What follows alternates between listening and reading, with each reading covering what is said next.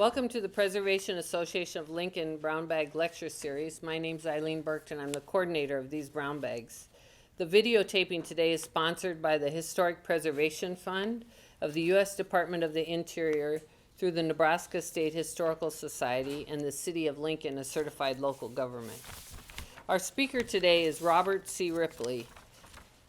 Bob is a registered architect and a fellow with the American Institute of Architects. He recently retired after 40 years of service from the Office of the Capitol Commission at the Nebraska State Capitol Building. Bob is a native of Lincoln, Nebraska, and he also is a graduate of the University of Nebraska-Lincoln College of Architecture with a Bachelor's of Architecture degree.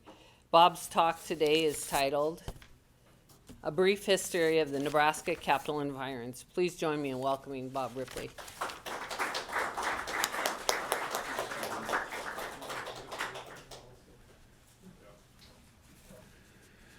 Thank you, Eileen, for that very kind introduction. Before I get rolling completely on today's event, there are a couple of people I'd like to thank. First of all, Ed Zimmer, who, bless his heart, did a presentation similar to this with similar content, and he shared a number of his slides for me, which made the presentation for this much easier. Thank you, Ed. Roxanne Smith also did a similar thing with regard to some of the material that we have on file at the Office of the Capitol Commission, as well as her very adept PowerPoint skills. Matt Hansen also provided me similar information that really added depth to the presentation. And last but certainly not least, my wife, Stacey James, who tolerates my impatience with technology and tends to smooth out all things as I make presentations. So thanks to all of them at the start. What I have is roughly a 100-year, a brief 150, but mainly 100-year history of what's evolved into what we call today the Capitol Environs. That phrase has probably only been in the local vocabulary for the last maybe 50 years. And the University of Nebraska did a great deal to help coin that phrase. Not that it's terribly unique, but it is appropriate to the subject of today and to the overall idea of the Capitol Environs. First of all, I know kind of the answer to this, but I'm going to ask everybody here a show of hands on who's heard of, prior to today, the Capitol Environs Commission. Show of hands? Yeah, I thought so. Well, this is the choir. I expected to have a really good response, and I got one. I've done this once before, and this was more of a broad spectrum of reality and in the community, and they were more like 20-25%, so that's appreciated. Thanks for being here anyway, as they say.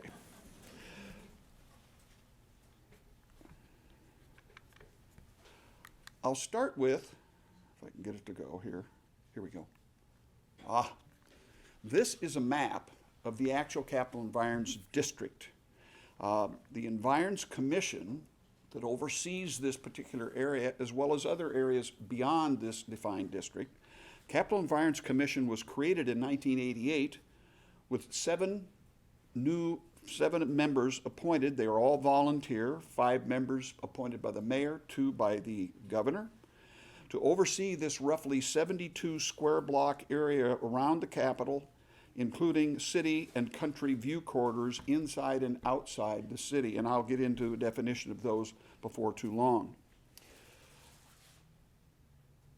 The Commission's mission is they have a set of design standards and guidelines. They are very, very well written. They were done by very skilled people when the Commission was first formed. Ed Zimmer, Kim Todd among the primary leaders in that effort. And they have guided the mission of the Capitol Environs Commission ever since. Their mission is to work with landowners, both governmental and private, within the district to coordinate and try to make the design standards an applicable mission to provide some cohesion within the Capitol Environs district itself. Now, I like to use an historical reference here from a gentleman who I love to mention his name because it reminds me of him, and he was such a dear friend until his death. He was the lieutenant governor under the second term of Governor Jim Exon. His name was Jerry Whalen. He was an attorney from Hastings, and he, when I was right out of college, kind of took me under his wing, and it was a tremendous education on what it's like to be a public servant, instilled in me some philosophical aspects of what it's like, and it's not for everybody. You have to kind of be wired for it.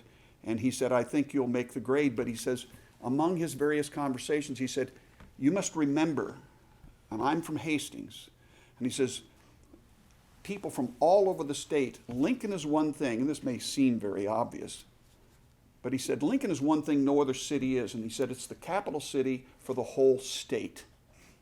It isn't just Lincoln's city. All Nebraskans have a vested interest in seeing this city look good.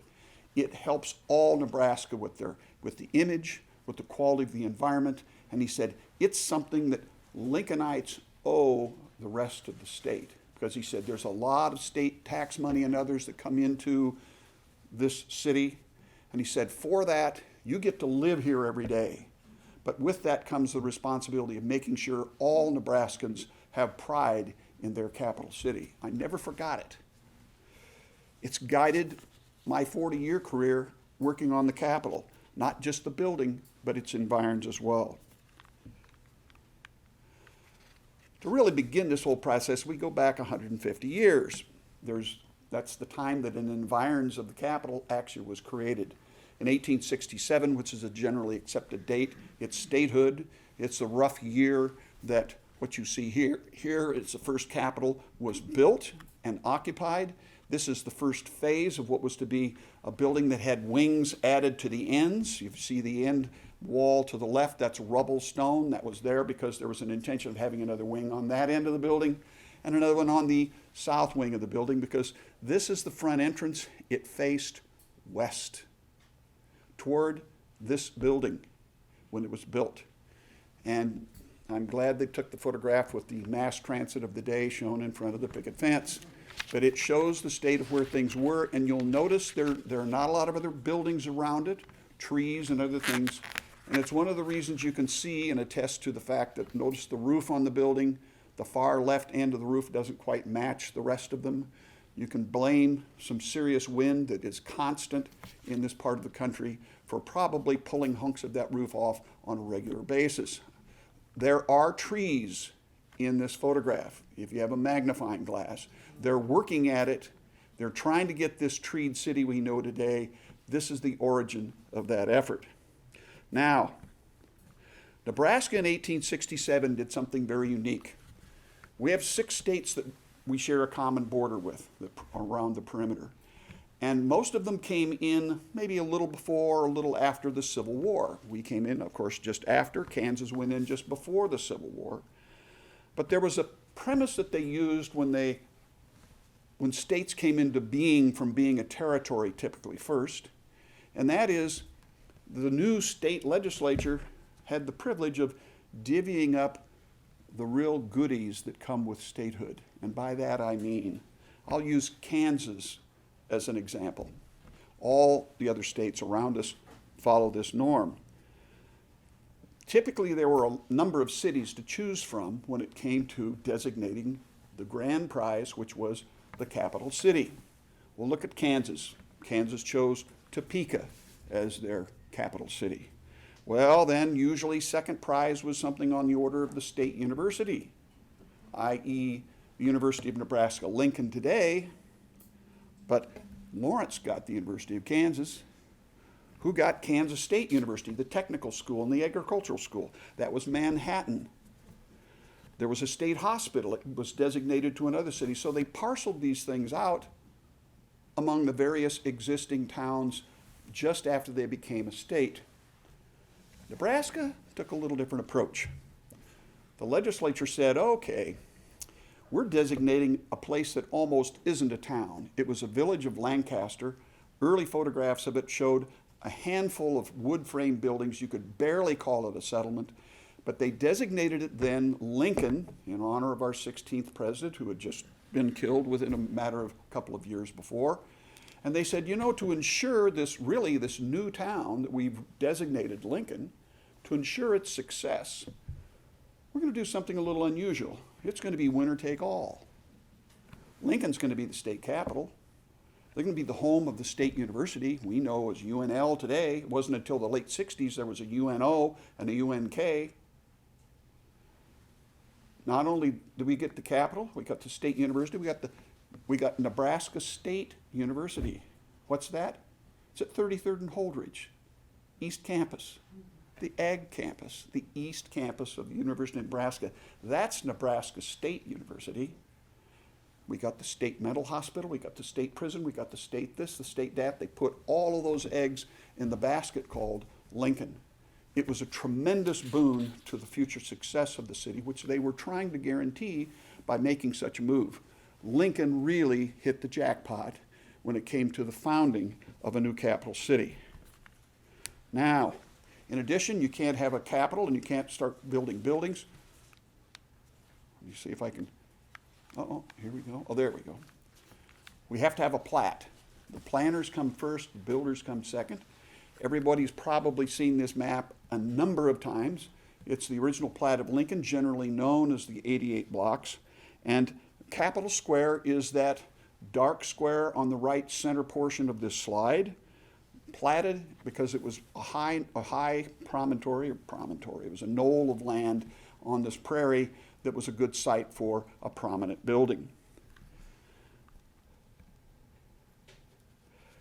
As well, note the streets, 88 blocks, the rough count of the blocks shown in this plat. Note the width of the streets between these blocks. They are roughly 100 feet from property line to property line, except for a few streets that were prominent axes to what were intended to be very public facilities. For instance, notice the Capitol, north and south, 15th Street, 150 feet in width. Same thing true of J Street, east and west, 120 feet in width. As well, the University of Nebraska, I don't think they quite estimated the growth of the University of Nebraska because that's the 4 square block site they provided for it. And coming south out of the campus is 11th Street, which was 120 feet wide. And the horizontal blue line running across almost the top of the plat is O Street. Now notice as well here, I put those two ovals on there to call your attention to the fact we didn't exactly have an extensive axis to the north nor to the east based on how the city was platted. The north oval you see there doesn't stop at our street as it does today. That stops at O Street because that's where the city plat stopped. You go to the east, even shorter yet. That shows an oval at 17th Street, 1 block east of the Capitol. If you look and think about especially the east axis, think of how J Street runs perfectly on center line, 120 feet wide from the Capitol for 1 block. And it runs smack into what used to be buildings there, and there's an offset. It's Thomas P. Kennard's addition, our first Secretary of State, who decided to kind of ignore this long-range plan with regard to these axes from the Capitol, and it kind of moved his buildings off-center to grab a little more land for sale in the early days of Lincoln's development. Now, it was an interesting, I'm sure in those days very interesting. The concept of an environs wasn't really there. They were doing all they could do just to sell plots and get people to build in this new town called Lincoln. Now, it was in 1888, only 20 years after the first building was built, we needed a second building. Not a good track record. The first building was falling apart. It was also exceptionally small. Lincoln enjoyed in the 1870s and 80s a good deal of growth, and so the demands on a building were greater, and therefore the first building was replaced with this, the second building. And you'll notice the building, the projection on the left, is a wing that didn't quite make it onto the first Capitol. They would have had similar wings on the ends, no doubt for the houses of the legislature, but 20-year lifespan on a building didn't provide those. We got them in the second building. This building, however, didn't have a very long lifespan either relative to monumental buildings. It lasted but 30 years before it was planned to be replaced. However, in that combined 20 and 30 year span of 50 years, Nebraska, as well as Lincoln, had done some maturing. And by that I mean what you'll see in the next slide. While this building was still in existence,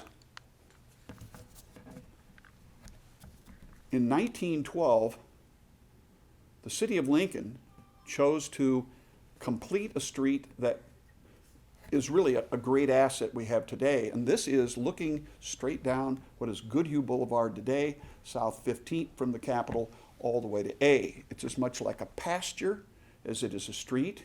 You see little development between the outer curbs, and people could kind of wander across this 120-foot or so wide patch of land without much worry about hitting someone else unless they weren't paying attention, because there was lots of room there without any development of the streetscape. That occurred in 1912.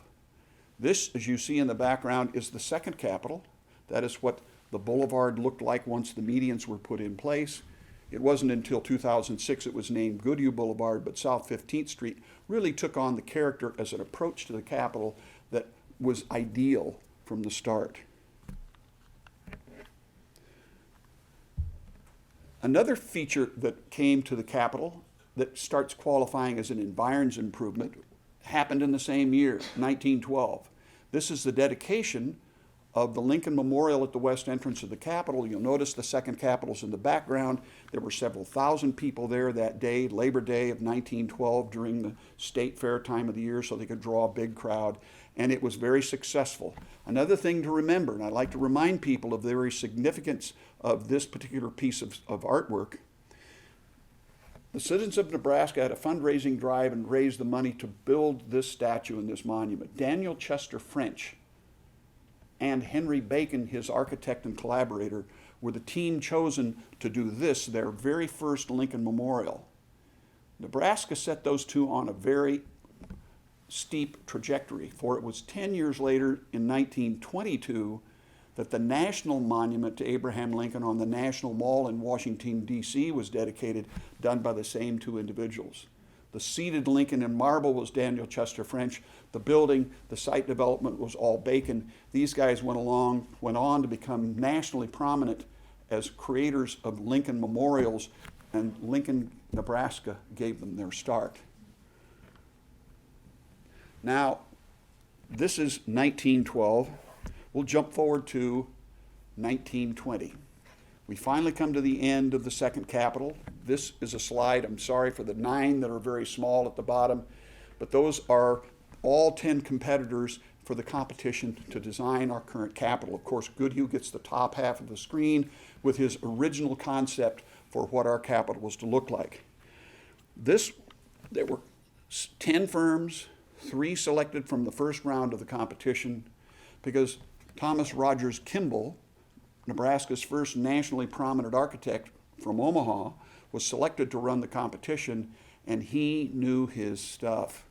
He knew that he was going to have a local competition first to guarantee some Nebraska architects a foot in the door into the second phase of the design competition, and then he invited 7 other firms from across the country. We got those firms to come here a great deal, I'm convinced, based on the reputation of Thomas Kimball. He was renowned. He was a known commodity nationwide, and he was superb at what he did, a very gifted architect, and as it turns out, a very gifted administrator as well. Now, with this building comes a lot of fanfare, all of a sudden talk of what the setting for the Capitol is supposed to be. This building lit a fire under people, not only in Lincoln, but across the state. Bear in mind the times. We'd just come back from World War I. The United States had emerged from a third-level international power to a first-level international power. The buttons were popping off the U.S.'s shirts. The economy was racing, as it often does after large wars. And the confidence in building a new building was well known, and therefore there was a great deal of interest in a broader spectrum. Now, Goodhue wasn't a man to kind of leave things loose ends to speculation.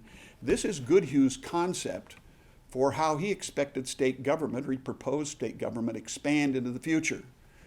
We look at this today as Centennial Mall, or Nebraska's Centennial Mall. In reality, this is Lincoln Mall. Remember, the building, Goodhue originally proposed his building faced west. Why? Because he wanted it to have sun on the face every afternoon. He knew he was going to have a lot of sculpture on the exterior of the building. He wanted it to be lit with sun to provide shadow on the building and to give those carvings great depth. He lost that battle with the Capitol Commission, who decided they still wanted their third building to face north as they had turned the second building that direction. But this is the concept he proposed, taking those broad boulevards that approached the Capitol and lining them with buildings as the state grew and expanded. Many of the other competitors, the 9 smaller ones at the bottom of the screen in the earlier slide, proposed taking entire city blocks, turning them into green space, creating literally a campus or a park around their design.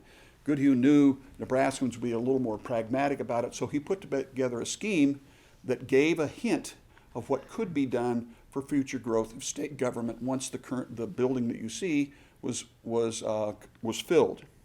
Well, this discussion was very fruitful. This building brought on the kind of discussion that, first of all, in 1921, the planning committee of the Chamber of Commerce came up with a suggestion. They were the first. They said, we should limit the height of buildings around the Capitol. Even though we've got this big tower, we don't want a lot of inappropriate buildings screening our new building. And so they proposed in the square around the Capitol to keep the buildings lower. 6 years later, 1927 and 28, the city and the state separately had bodies that came together and said, we not only agree with the Chamber of Commerce, we'd like to take it a step further. And these are some of the really first gestures toward recognizing the setting of the Capitol, or what we know today as the Environs. The first acknowledgement that it's an important thing. It's a companion to building a great building, is its proper setting within the city.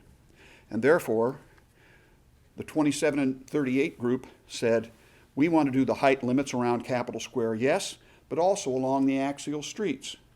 We want to open 15th Street north of the Capitol, 120 feet wide from O Street to R. Let's grab those 3 blocks that we enjoy today. Open J Street east of the Capitol, 120 feet to the city limits. Make no small plans. And bear in mind that this was being proposed in 1938, between 1927 and 1938. And in 1930, we built Veterans Hospital at 70th Street. I was always told, I've never surveyed it, I've always told that Veterans Hospital was on the east axis of the Capitol, even though it's way out there on 70th Street. That would have been way into the country when it was built. That it was intended to be kind of the axial point on the east boulevard of the Capitol. And if that 120 foot, if you can imagine that thing running like a gun barrel for that far out into the landscape. Also, they wanted to locate the governor's residence, which didn't exist at the time, on the center line of 15th Street, we know it as Goodhue Boulevard, between A and Washington Street, as the terminus to that axis of the Capitol. And limit building heights on J Street west of the Capitol. These recommendations, however, were just that, recommendations. They were not codified into law at the city or the state level. They were just, gee, wouldn't it be great if? And here's a recommendation, and here's our list of things we'd like to do. Nothing codified and put into final legal form. This resulted in, even in latter day, a good deal of construction that just kind of winked when they came in for a building permit, I assume, and said, yeah, we know you'd like to do this and like to do that, but the code says here's what we can do. And buildings like Century House, Sky Park Manor, the Tower View elderly apartments east of the Capitol, where the other 2 were west, came into being. It wasn't until 1942 that the city took into their hands and just said, we're going to do some of this stuff. Let's get moving on this. Just before, right at the time we were entering World War II. And here you see the view from our current Capitol, could be about 1942. And you're looking down 15th Street North before Centennial Mall, the first edition of Centennial Mall. Runs all the way down. You notice where those buildings terminate that mall? Not our street. Long as it may look, that is O Street. It necks down into a 16-foot wide alley between two buildings there. And this is kind of this meandering little piece of real estate that gets you eventually to our street. Well, in 1942, the city said, nuts to this.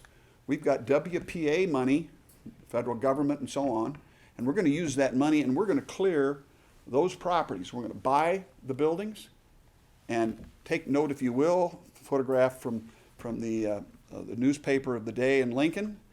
Those four figures you see on the parapet of the building on the right are not gargoyles. Those are gentlemen likely with a hammer and a crowbar in their hands, and they're getting ready to tear down those buildings. And so clearing them to a width of 120 feet to extend that clear pathway all the way to R was a product of just before World War II. Now, along comes the war. Not a lot of civic effort going into much else other than the effort for the war. And so I'm going to take advantage of that and insert something here during the war years, because I've kind of been going chronologically up to this point. There were some things that happened 1920s, 30s, up to the 1960s called view corridors. And they are a unique aspect that we enjoy in Lincoln that not every capital city has.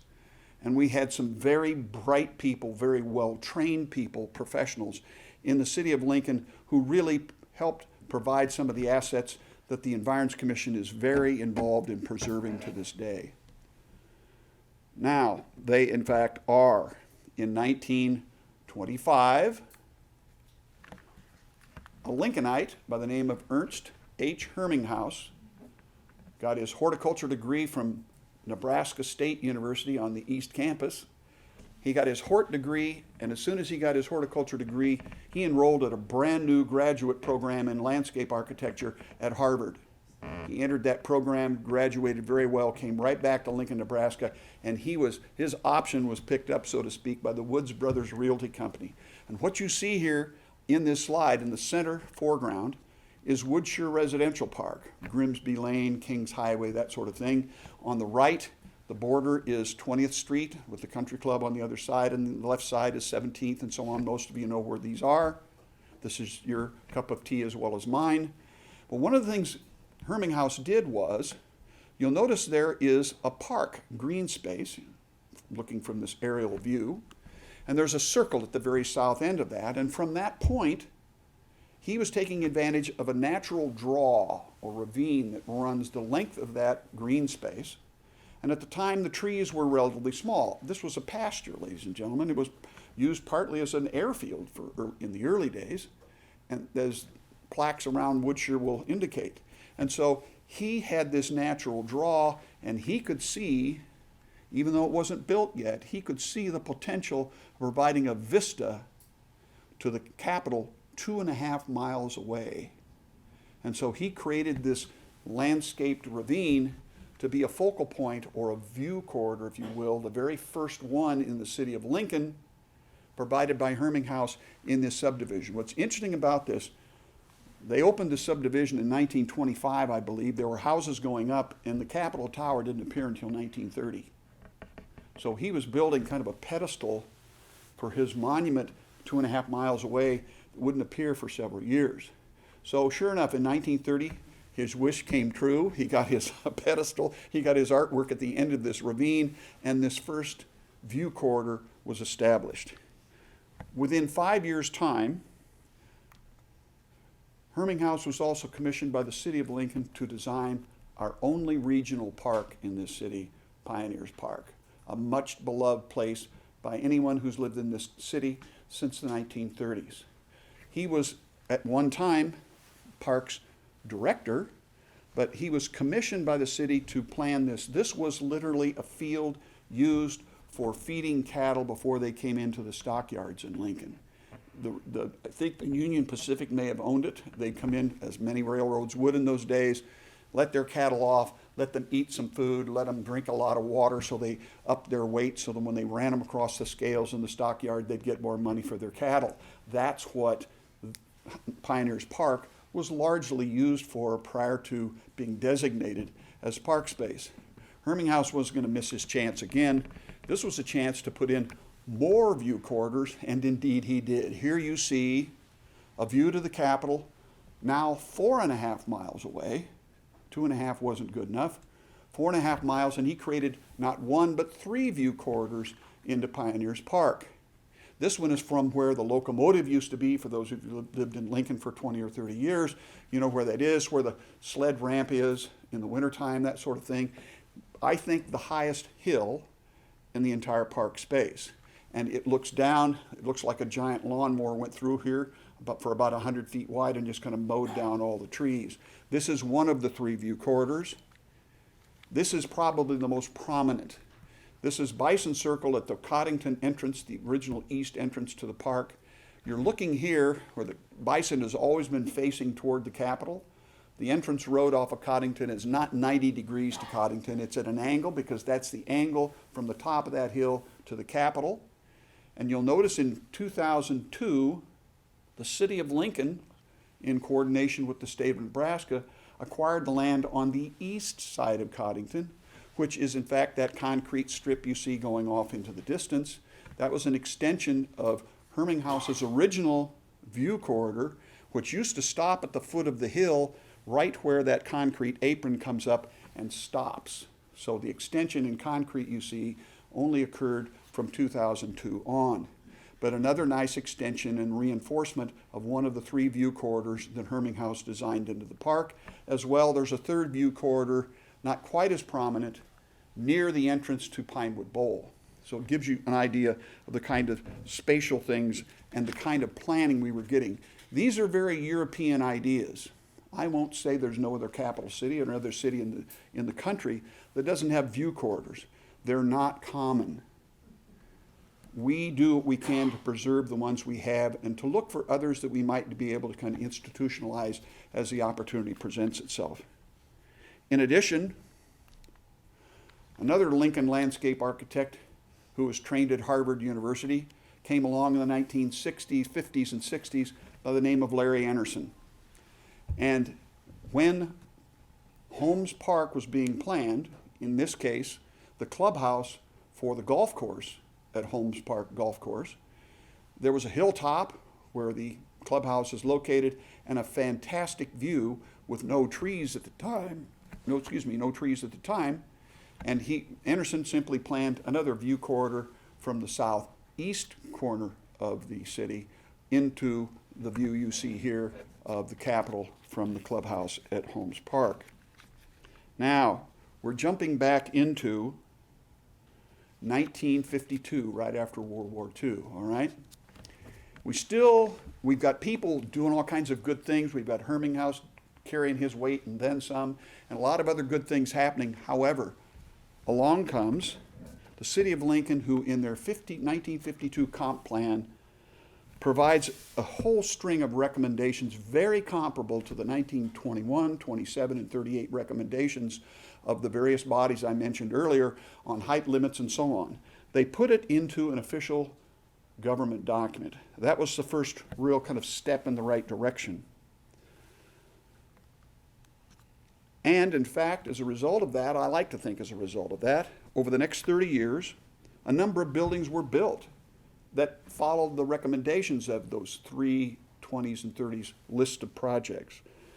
One, 1953, the State Historical Society headquarters building at the north end of the mall was built. That's Centennial Mall North. 1976, the State Office Building and its 2 adjacent garages were built flanking Centennial Mall. The Nebraska History Museum was converted from an Elks building into a museum flanking the Centennial Mall right-of-way, as was the GSA federal building built along that site. As well, to reinforce that, in the perimeter around the Capitol, in the 1950s and 60s, The State Labor Building was built across the street from the Capitol, as was the governor's residence, not within the recommendations of the original 1920s and 30s proposal, but the State Computer Services Building and the Woodman Building, built by a previous owner, was also acquired by the state. So the intent of acquiring and trying to develop real estate adjacent or across the street from the Capitol also came into being. In 1967, in honor of statehood, credit the city of Lincoln once again. That was North 15th Street until 1967. A plan was developed, again by Larry Anderson, and 4 of the 7 blocks between the Capitol and the university campus were developed north of the building on what was the first edition of Centennial Mall. In 1983, I credit Mayor Busalis with this. This is a woman who could move the earth and the stars if she put her mind to it, and she was formidable. Also a wonderfully nice woman, my experience with her.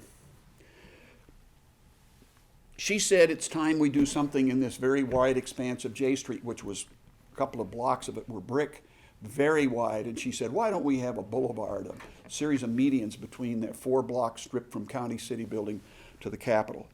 She basically called a few people in the community, and I mean, it happened. I mean, they were, from the time she came up with the idea to the time I think they were breaking ground, I don't think 6 months passed. I mean, that is moving.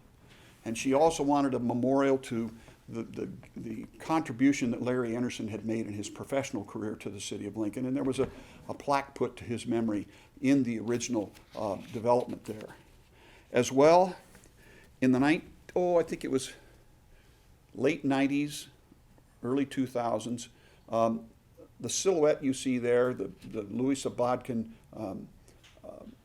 Lincoln the Rail Joiner, is, I think, a nice counterpoint at the County City end of the mall to the Abraham Lincoln of Daniel Chester French at the east end of the mall for a piece of real estate in between named for the same person. So I think it was also a considerable contribution to the environs also. Now, having put all this together up to this point, we still haven't really formalized what we wanted as a Capitol Environs in name, as a body to oversee it, and so on. Along comes 1975 and reports. Government does this kind of thing, but in this case, it proved to be very effective. These 3 documents help launch what is our Capitol Environs today. The top publication was developed in 1975 from a National Endowment for the Arts grant acquired by Professor of Architecture Thomas Logging and his colleague, Professor of Architecture Roger Schluntz, and together with student help, created tremendous awareness for the need for an historic preservation program for the building, but particularly defining the environs, or what should be an environs, around the Capitol for a good setting. That was a very successful document. It piqued the interest of a former prof of mine who was also one time in the College of Architecture, then State Senator Doug Bereiter. Doug Bereiter said, good idea, let's get moving on this. After all, his real life was as a planner, as a very astute planner. Well, I can only dream of achieving the grade point average Doug Bereiter had when he was an undergraduate at the university. He also taught at Kansas State when he was a professor here at the university, and he was very much an advocate for the Capitol, and he got legislation passed in the legislature that set height limits in state statute to protect the Capitol within what we know today as the Environs District. Similarly, that inspired the city, the county, the legislature, and the Capitol Commission, with Doug Bereiter's support, to create the second document you see there in the middle, which it says Urban Design Plan for the Nebraska Capitol, Environs. This is a planning document, ladies and gentlemen, not one that says here's what we should be restoring on the building. The first report did that. The second report, in black and white, really got into what should the environs of the Capitol be. This is the Urban Design Plan. It advocates for the Capitol environs. It advocates for view corridors and the preservation of the building as a landmark. And this is a map from that report, which combines both what they call country view corridors, which are some distance outside the city of Lincoln, as well as city view corridors. To give you some idea of this, of course, the center of this star-like shape is the Capitol site. And look at this as a clock. If you look at the 8 o'clock position there on the dial, those are the three vistas or view corridors from Pioneers Park looking into the Capitol. Look at the 4 o'clock point on the dial.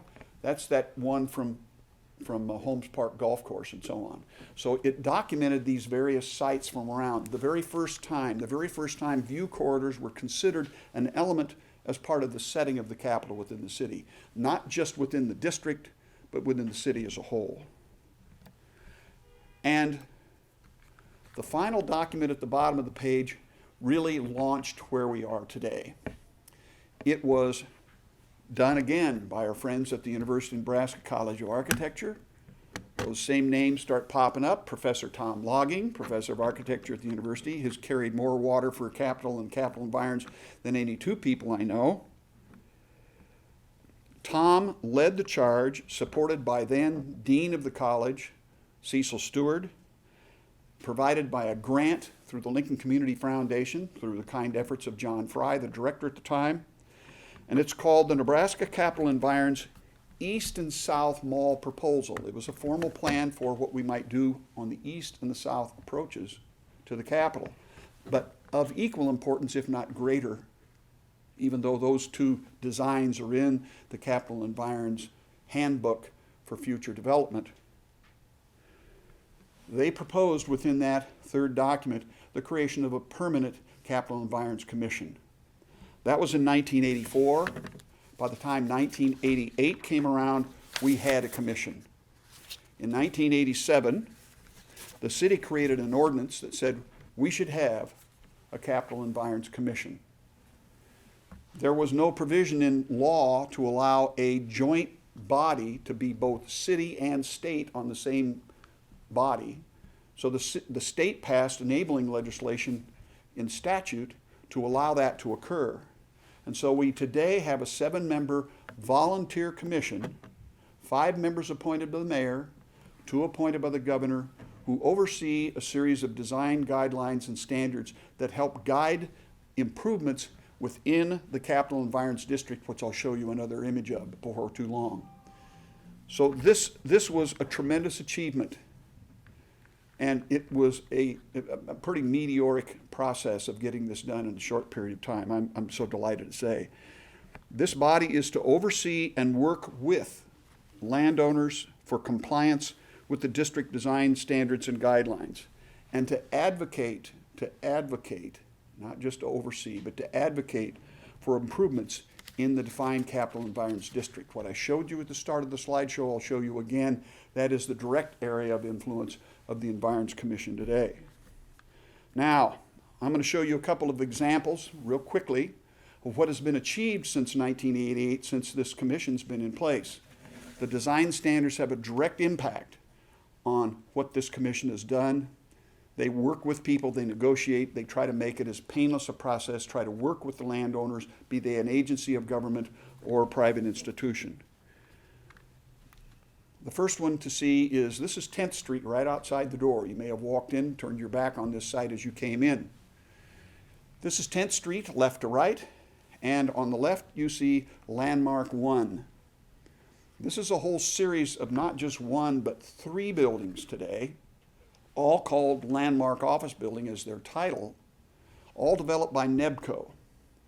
I cannot say enough good on behalf of Mr. Jim Abel and his attitude toward development in this area of the West Mall. Lewis Mumford, a very well-known urban geographer, a brilliant man who I've read several books about, Lewis Mumford once said, "Great architecture springs from a knowing and demanding client." A friend called me on the phone and quoted that to me. He says, "Bob," I says, "I know you were thinking knowing and demanding architect." And I said, "No, Hal, you're exactly right." The person who writes the check, the person who has the ultimate say, is the person who must have that vision. And they must be, as you say, knowing and demanding.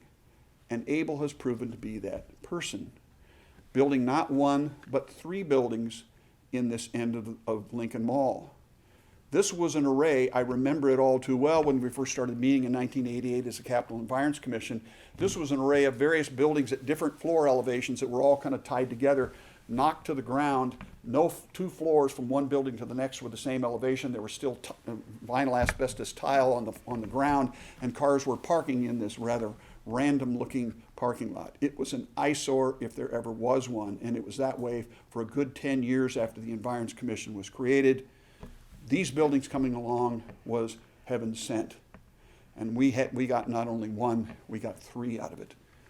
Next, the next block down, this is 11th Street, another one. These are not identical buildings, similar materials.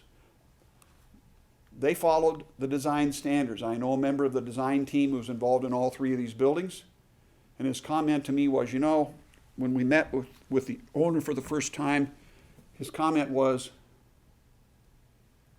we're not going to see how many of these design standards we can get around. We're not going to appeal them. We're not going to appeal any of them. We're going to follow them. And we're going to build buildings that meet these design standards. And that's what we enjoy today. So again, my hat's off. Left side, one of the buildings, the one on the right, not yet occupied, recently completed. And if you want to build a parking lot, that's the way to build it. Put nice retaining walls of comparable materials around it, landscaping not yet mature, screening it from the public and from the pedestrian who walk by, and talk about creating a district with a very distinctive and very high quality atmosphere. It's a great improvement to this part of the city. In addition, 2002, although we went through a lot of discussion on this project, on a couple of different iterations, there was the redevelopment of what we call now today Nebraska's Centennial Mall. This was a project that didn't engage just 4 of the 7 blocks of the mall. This engaged all 7. Even though the 3 blocks in the middle remain open to automotive traffic, you'll notice the sidewalks on the right and the left side of this mall in perfect alignment one end to the other. This aligns landscaping, materials for the paving, water features like the fountain. Unfortunately, this is not in the summer when it's active, but a water feature here. The next block has a water feature, and one of the 2 blocks at the far end also have water features in them. Landscaping, when the landscape matures and you start feeling closure caused by those plants, you'll get a far greater sense of this being a single outdoor urban space rather than one block after another. $10 million private sector fundraising campaign. City Parks Department was a partner in this entire process, as was their foundation, and that was one that was realized in the very distant past, not very distant past, about 20 years. Smaller projects, Goodhue Boulevard. Notice there are no power lines crossing the street at alley points. Thank our friends LES, in particular Kevin Wales, their recently retired executive director. Kevin was a tremendous ally in this, and he made it happen. There was just an array of some of the worst looking electrical overhead wire that you can imagine. I have some slides. I'm eventually going to find them and put them in here so you can truly appreciate it. Seeing none of them was the final result. And we have LES and their administration to thank for that improvement. As well, working with the neighborhoods, the precinct marker, the street lights that you see lining one end of the mall to the other, all unique to this area, helps create a bit more of a singular character to this arm of the Environs. A landscape plan for the medians is in need of installation, but all in good time. It's taken us 36 years to get where we are now, so be patient. These things come along kind of step at a time, but if you don't have a plan in place, it'll end up being a hodgepodge of various sorts of homespun. I can do a better job. If you have an overall vision and you publish it for the public to see, then they have an idea of what they're tying into with regard to being in this district of the city. In addition, there we go. Back to the map, I want you to remember that I don't know whether that's purple. No, it's more of a violet. No, maybe it's not. You name the color. Upper left for the North and the West Mall, that area is limited to buildings to a 57-foot height. The turquoise to the east and the south, 45-foot height. And the red line around the perimeter defines the entire Capital Environs District, a specific special, not special use, but special appearance area meant to be an adjunct and a support to the setting of the Capitol within the city. And Ed Zimmer's slide. That was his view during his 40-year tenure from City Hall looking back to the Capitol. We preservationists are kind of Pollyanna-ish about the idea. We always see a rainbow over our national landmark buildings. That's just the way it works. It is a great shot. I appreciate, again, as I said at the start, his sharing a number of his images with me. It sounds like we've kind of done it now. No, we haven't. We're just starting. These kinds of things for planning, for building communities, take vision, and they take year in and year out attention to detail to make sure they remain there. But we have a great Capital Environs Commission with terrific volunteer members who've dedicated a lot of time and energy into keeping the vision for what we want for a setting for our capital in their sights. Lincoln must be an advocate for all Nebraskans. What kind of capital city will Lincoln be now and in the future is really the question. And it starts with where we are today, and it goes from this point forward. We like to celebrate what we've achieved, but the best is yet to come. Thanks for listening.